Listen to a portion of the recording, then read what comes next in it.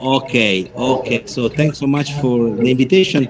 As you Good. may Yeah. know, my See, it's very difficult for us to organize program to your stature. That I know.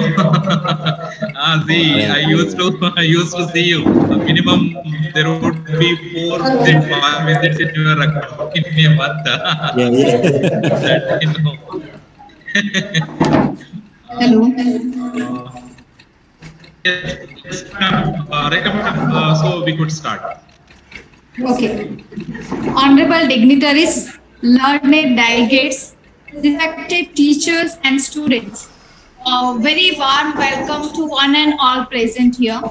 I, Dr. Anjali Parmar, Assistant Professor in Anand Law College, feel privileged to welcome you all on behalf of the organizing committee of this 2 days international seminar on the changing scenario of intellectual property rights and the way forward.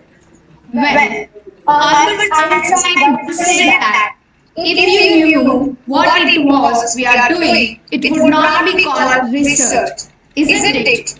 It is on occasion like this that we get an opportunity to test our knowledge and understanding.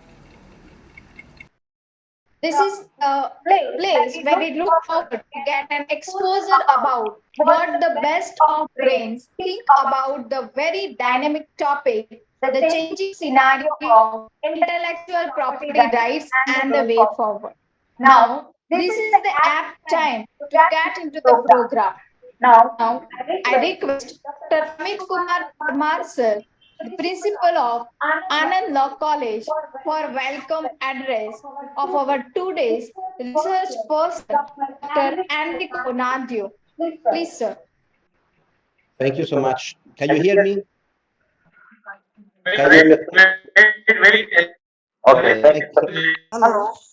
Need it. Hello. Hello. Need it. So, Good no, afternoon to everyone. just I am audible. Hello.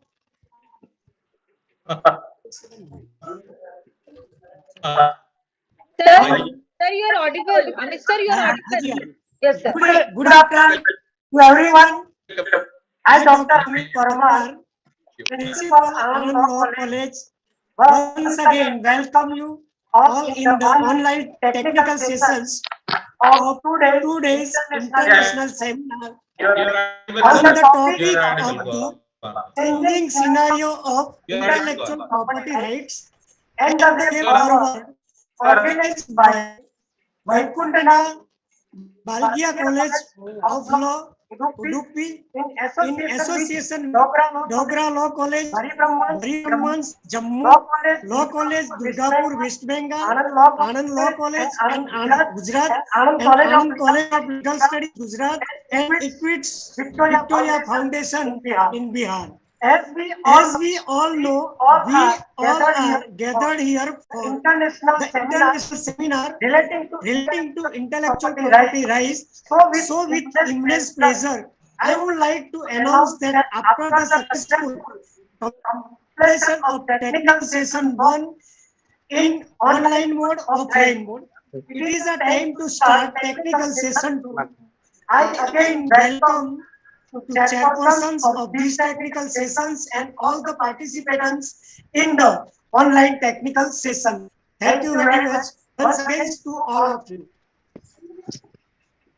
Thank you, sir. Now, I request Dr. Kumari Singh, ma'am, charge principal of Anand College of Legal Studies, for the introduction of our resource person.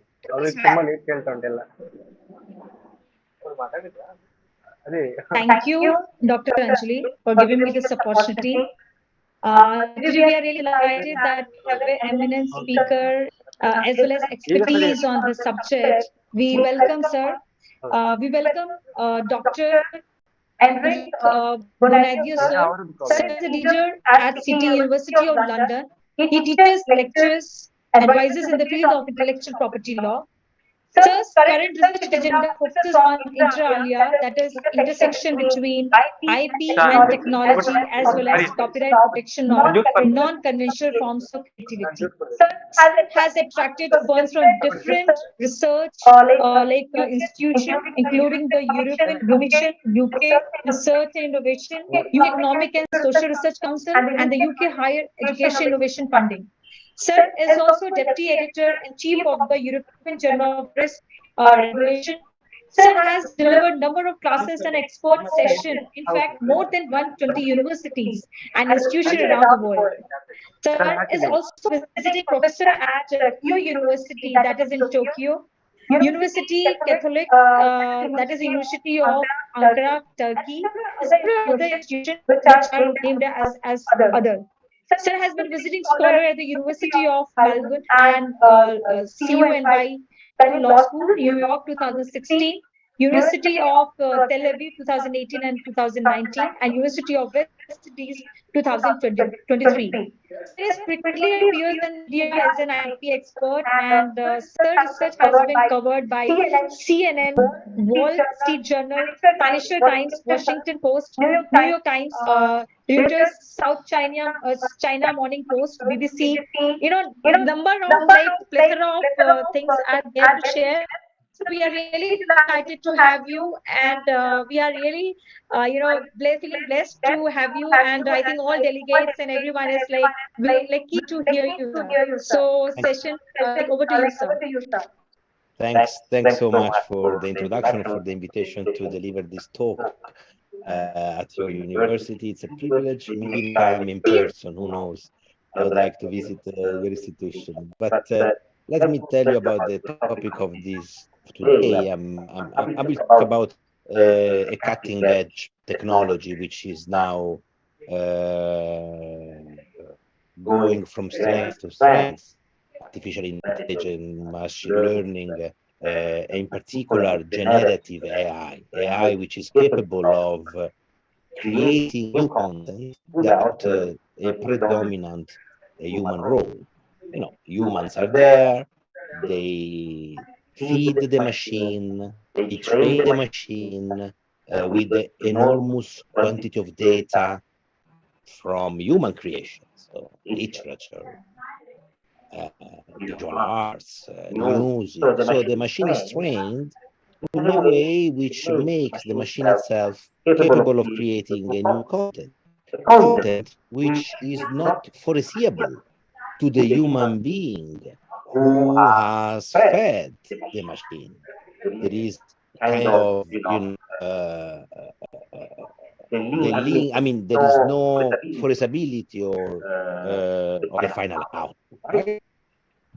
So, as we will see at the end of my talk, machines, these kind of machines, generative AI, already become a competitor of the human creators and the human inventor, right? We know that our human artists, human authors, writers, human inventors are really worried about this increasing importance and autonomy of machines. So, what is the intersection between AI and IP? In particular, I will focus on copyright and patent, right? Because as we've seen, as I said, machines are capable of creating both works such as visual art, structural music, and also technology, new inventions. We know that inventions are protected by patents, right? So, even the generative power these machines have in creating literature, books, journalistic pieces, paintings. This is Aida, the famous, the first robot artist who paints because she has been trained to do so, right? With data. We have many examples. So here, what we have, a set of creative practices where human beings, artists or authors, transfer control to a system which is self-contained enough to operate autonomously, right? So now we are in the field of copyright, and we will talk about the second pillar, patent, right? The impact of AI on patent. So when it comes to copyright, the main issue is the output created by the machine, right? So the painting by Aida, for example. Is this painting protected by copyright? Should it be from a policy perspective, right? Well, the first obstacle to consider such an output as copyrightable is the lack of this requirement, human authorship, right? We need a human author, even if the Berne Convention does not provide any original, any authorship explicitly. Authorship requirement, this requirement can be inferred by the wording, systematic interpretation of the Berne Convention and other copyright. So we need the human author. Without a human author, we don't have any work which is copyrightable. So we have a work which is basically in the public domain, right? Because if there is no copyright, the output of the machine is in the public domain. We need a human author. But this is in copyright law not really a new issue. The lack of human authorship. What about works made by animals? I'm sure you are all aware of this picture, the monkey selfie, right? Well, actually, it was a macaque. In Indonesia, he took monkey took the equipment of these photographers later, and they started doing selfies. One of these selfies became viral, well known around the world. There was even litigation in California, where an animal rights organization tried to enforce the copyright on behalf of the monkey over the photo, and they lost. The US judge in California was not ready yet for animal copyright. No, copyright cannot really enforce rights in court, right? Yet, maybe in 20 years' time, we will see monkeys in the courtroom, but not now.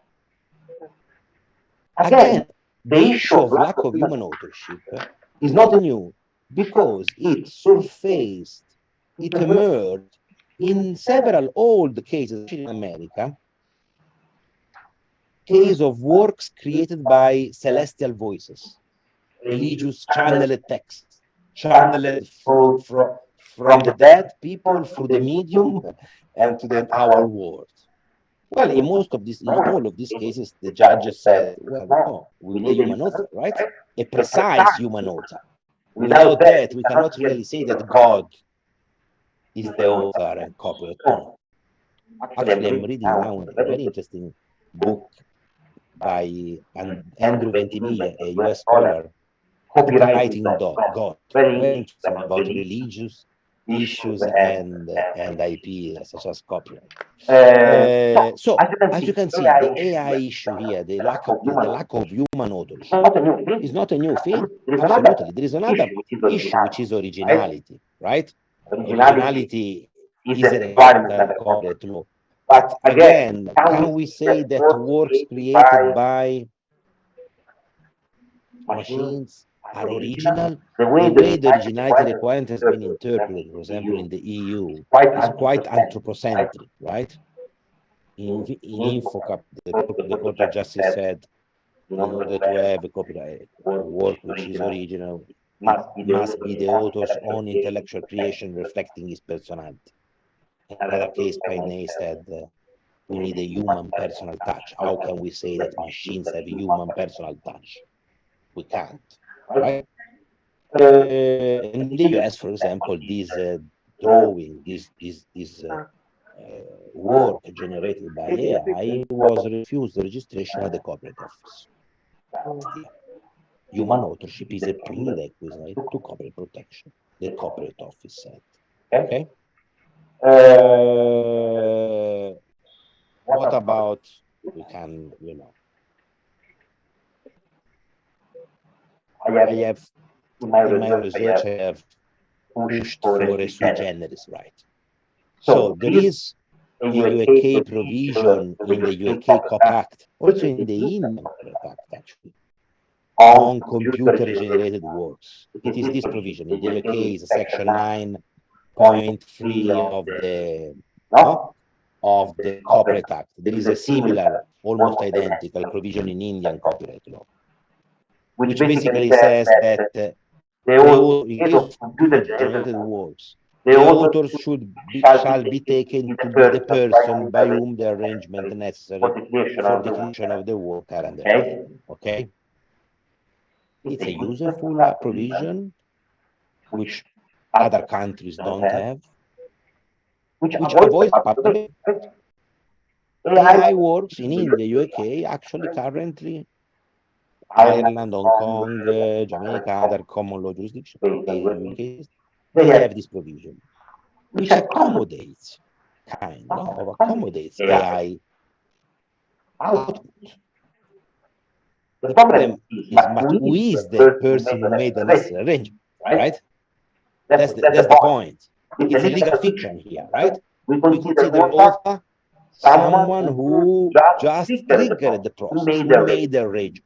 But who is the person who made the arrangement? The user of the program, the user of the machine, the programmer of the machine, the data trainer, the owner of the machine, the investor. I mean, not so easy, right?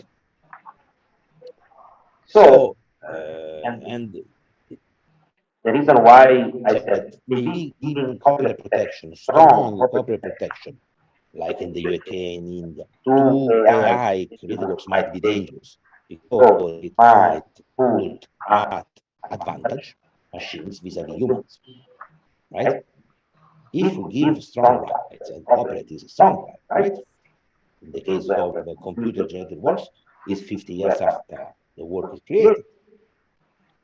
So if you give them too strong rights, we might indirectly disincentivize human creativity.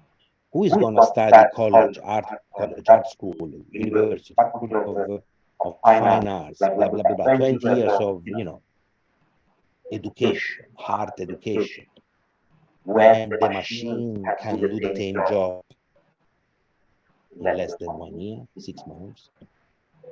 There is an incentive issue here. We need to create a balance. On the one hand, of course, understanding and accommodating some interest of the AI industry, because the AI industry is going from strength to strength.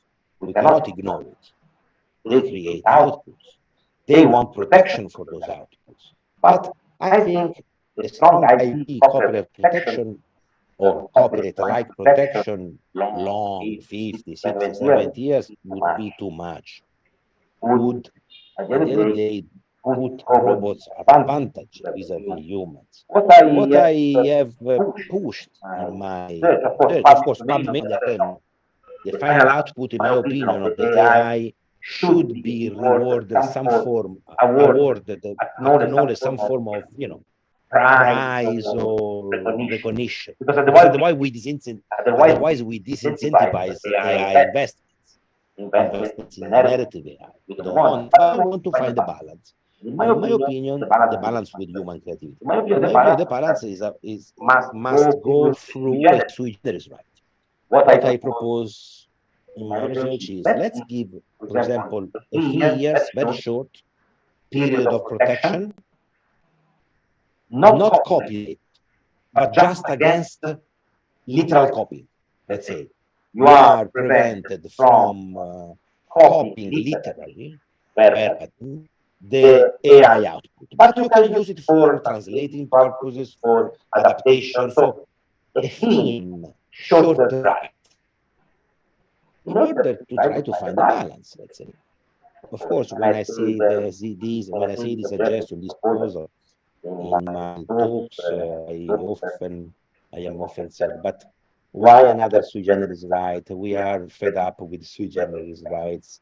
There are so many, in Europe, the database sui generis right, and now the publishers right, and they are mushrooming, right? They have been mushrooming in the latest 2 decades. But I still think that in the field we cannot ignore, my opinion, we cannot ignore the revolutionary force of this new technology. And this is 2023. This is what AI can do in 2023. what will it be capable of doing in 10 years time, in 20 years time?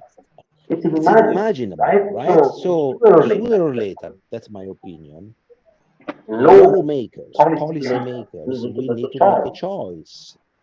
In my opinion, the choice of slightly changing or adding sui generis, right, to accommodate AI creativity.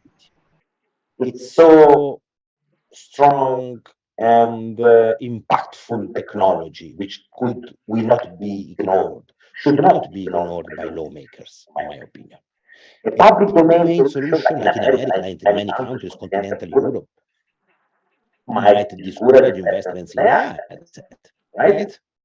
So that's why we need to find a balance. I mean, the same kind of issues in the field of patent law. Nowadays, AI creates new technologies, new functionalities, which might be satisfying objectively the patentability requirements, right?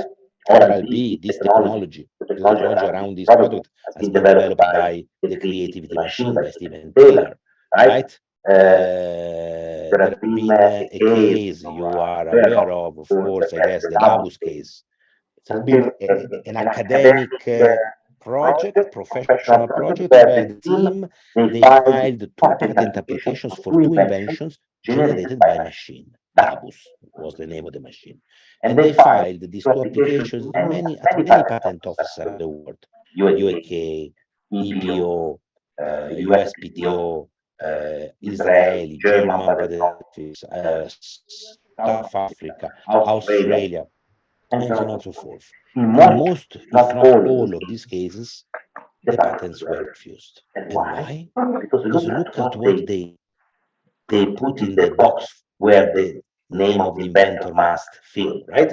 This is the box of the name of the inventor. You know that inventors have the right, the moral right, to be designated as inventor in applications. Well, they wrote this. Dabus. The invention was autonomously generated by artificial intelligence.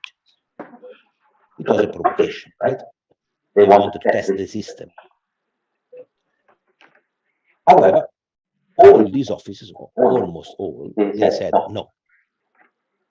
With some exceptions, Australia in the first instance, they granted the patent, then the appeal court reversed. But anyway, the common reason for such refusals is the lack of human inventorship, right? So in the field of copyright, we have the lack of human authorship, and here we have the lack of human inventorship. But on the other hand, the Dabus team quite interestingly said, but look, here in this box, we have told the truth, right? You are asking me the name of the inventor. And I say, look, there is no human inventor. The inventor is a machine. So they say, look, I'm telling the truth. And if you don't grant me the patent, as it happened, the perverse incentive of such case law would be to encourage people to cheat and to insert the name of a fake inventor here, someone who has not come up with the final output, in order not to get a refusal of the patent. Does it make sense? I think this is a strong argument which has not really been properly addressed in all these decisions which have refused the patent. I mean, look at what happened in the case of the invention machine invented by John Cosa. This was AI capable of solving complex engineering problems with virtually no human guidance, and it produced an invention which was patented. A system to make factories more efficient was patented in the US. Well, John Cosa here, the inventor of the machine, not the inventor of the final invention. You know, there is a step. There is the person who develops the machine, then the machine produces the invention. Well, Cosa in this case did not disclose the AI involvement in the process, in the application. And it didn't do so because his legal representative suggested him to keep confidential the involvement of AI and to designate human beings, John calls himself and other collaborate, in the box of the inventor box in the application. Even if the invention was made by AI, clearly, if you do refuse patents for inventions obtained by AI because there is a lack of human inventorship, you indirectly may encourage people to cheat, applicants in particular to cheat in the patent application. So this is an important issue that must be reminded. A last thing, because all these also decision, court decision denying the patent for Dabus, they said, look, I'm not gonna give you the patent now because I need a human inventor. The current law which I need to apply to this case asks me to find a human inventor, and there is no human inventor. So I'm deciding these issues based on current patent law, but I know that the debate is open, said the judge, for example, in UK. I know that the debate is open. The questions raised by the Dabus team are undoubtedly interesting, but they are interesting in terms of legal policy regarding AI. Because they cannot really say, okay, I need to decide this case on the basis of the current patent law. The current law does not accommodate AI invention. So this is basically a call for the lawmakers, for the legislator, for the parliament to step in and acknowledge this academic debate, professional debate, even media attention has been attracted.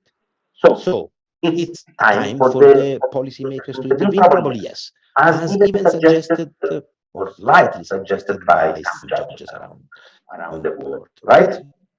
So now I stop here, and I would like to thank you for your attention. Of course, I will be happy to,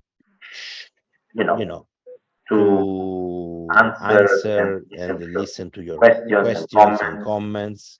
Absolutely. I'm going to stop share. Probably I exceeded 20 minutes. I'm sorry about that. No, Professor, no.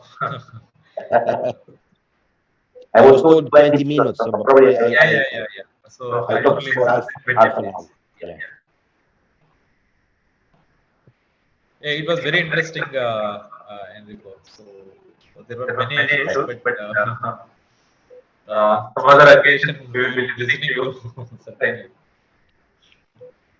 And also, I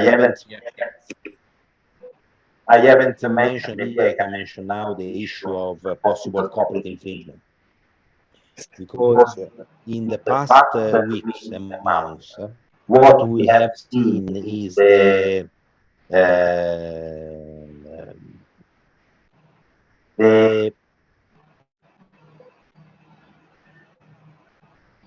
legal actions against ChatGPT, OpenAI, by copyright owners, by artists, authors, novelists, who basically complain that ChatGPT is using their works for training purposes, because you need to feed the machines with many huge quantities of content which is also copyrighted. And therefore, the accusations made in all these cases that ChatGPT is misusing, appropriating, and exploiting their works for generating new content which may be considered in competition with the data with which the machine is fed. So there are already 4 cases for ChatGPT. So we will see the case law that will in America, right? So of course, ChatGPT OpenAI will invoke fair use, right? They will try to convince the court by saying, look, what we are doing is just a fair use of data, transformative use. So they need to convince the court that the use that ChatGPT does of this data, of this, is transformative enough. like in the Google book case, you remember? Google book case of the notice. At the end of the saga, the court said that it was fair use, right? What Google doing of scanning millions of books, right? Millions of books. For which purposes? For the purposes of not creating an output, but for the purposes of facilitating the internet searches by users, no, of books. So I'm not sure whether there is a similarity or similarity between the Google case of 20 years ago, 15 years ago, 20 years ago, and the ChatGPT now, because ChatGPT now created something which might also be on the same market in competition with the upstream data with which the machine was fed. So I will be very curious to see how these cases develop, because it might sanction the end of ChatGPT if there is a copyright infringement finding, or at least, if not an end, a total review, a revision of the process, legislatively, at legislative level, lawmaking level. There might be some scholars talk about levies to be paid by AI platforms which use data, kind of a levy similar to a levy for the private copying, for the private copying, something like that. So it will be interesting to for both the case law development in the US especially, but also in Europe. It will be interesting to see, because Europe, as you know, the EU has a fair dealing exception which is narrower than the fair use. So in America. So I mean, if ChatGPT is condemned in America for copyright infringement, probably it will happen in Europe as well, because Europe is even more restrictive when it comes to fair use. In India, it would be interesting to see how India case against ChatGPT might end up. I know that Indian case law, Indian judges have been, have been very accommodating the interest of users. I'm referring to the 2016 decision of the Delhi High Court in the Oxford University press case, right, on the photocopying of the academic material. So it would also be interesting in India to see whether very interesting. I mean, Indian system also. yeah. I mean, and also we might have different decisions in different countries. I mean, in America, so in just one jurisdiction, fair use analysis is very unpredictable. And throughout the decades, we have had many similar cases decided differently, right? I mean, the last one was, you remember, a few months ago, the Andy Warhol prints, the Andy Warhol prints case, where the Supreme Court said there was copyright infringement. While in the Carrier Prince case of 10 years ago, fair use was assumed. Well, so it's very difficult to say how this thing, but for sure, the decision in America or in other key jurisdictions, the decision which condemns ChatGPT might have an impact on the business, right? And on ChatGPT itself. So Yes, Yatrikoji, is there any specific mechanism evolved by the European Union to tackle these kind of implications of AI on intellectual property rights? But for the ChatGPT case, or in general for AI? I don't understand. With specific reference to ChatGPT? Yeah, like overall IPR I am asking, intellectual property rights, that AI and intellectual property rights. But with the reference to AI? Yeah, that I am asking. Well, in terms of copyright and patents, there is no official plan, as far as I know. Okay. As you are telling, like, you are telling like yours is totally different from American, whatever the implications of American. So The fair because of dealing that, I mean, uh, be honest, in the European Union, Google could have never been born uh, because they or Facebook. Why all these big tech companies, uh, which uses enormous quantity of data, including copyrighted data, why have they flourished in America? Because in America there is a broad fair use doctrine, which has facilitated the birth and consolidation of these industries. That would have never happened in Europe, not even in the UK, because UK until a few years ago it was EU. So, so I would not be surprised by a decision which saves ChatGPT, exactly because judges may also think and take into account the economic importance of saving these. I mean, with ChatGPT, the technology really makes a step forward, a big step forward, more than the other. Because Facebook, Twitter, the biggest. Yes, they use massive. They keep using massive, huge amount of data, but they are not so disruptive like generative AI in terms of creativity. Generative AI is really capable of disrupting the entire system if we don't take it seriously. That's why I think there should be a change. We need the checks and balance, right? Checks and balances also to avoid anti-competitive behaviors. That's very important. So we need to avoid, basically, we need to avoid what has happened in the agri-biotech industry, with just a few big companies being owner of IP overseas. In India, you feel very much this topic is very sensitive. We need to avoid that. We need to avoid that because already we have many companies around the world, the big company, IBM, Microsoft. They already have lots of IP over AI, copyrights, patents. We need to avoid that with appropriate competition policy, antitrust policy. thank you.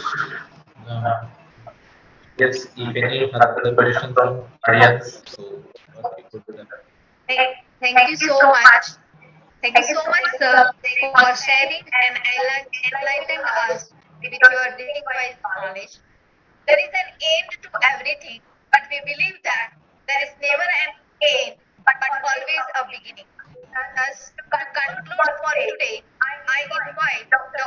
Rachna Rawal for vote of thanks.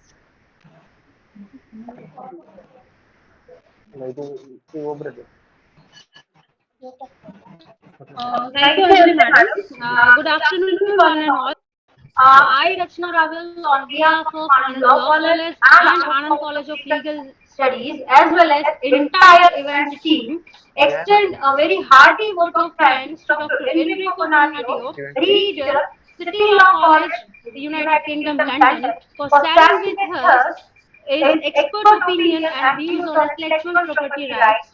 Respected sir, today we had the opportunity to hear your thoughts, and this is definitely going to encourage us for the future research work as well as for certain other related works as well. Your valuable thoughts on intellectual property rights have really enlightened our minds and shown us the new dimension, because you have given examples of different cases which are happening in our country. Also, you have given examples of different countries as well. Thank you very much, sir, for that. Thanks for adorning the occasion and sharing the valuable thoughts. Thank you so much. Thanks a lot, sir. Thank you very much. Thank you Thank you, for Professor. joining us today. Yes. Have a wonderful day ahead. Thank you, Dr. Enrico. Thank you. You too. See you soon. Thank you, Enrico. Bye Bye bye. bye. Bye bye. Take care.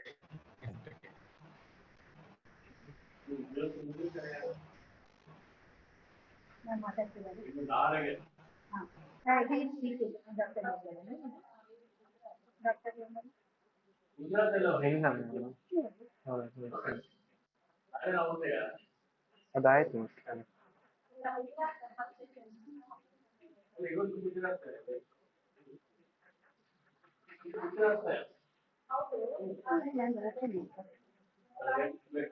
Mostly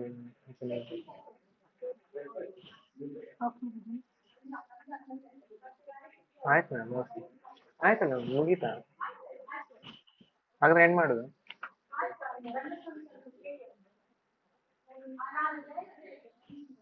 ಹಾಂ ಅದು ಇಲ್ಲಿ ಗೊತ್ತಾಯ್ತಾ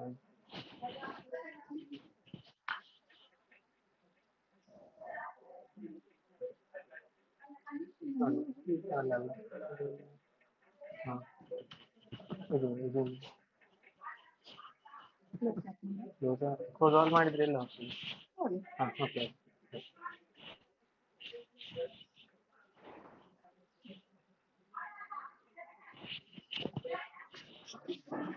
ಹಾಂ ಹೇಳಿ ma'am ಹಾಂ okay ma'am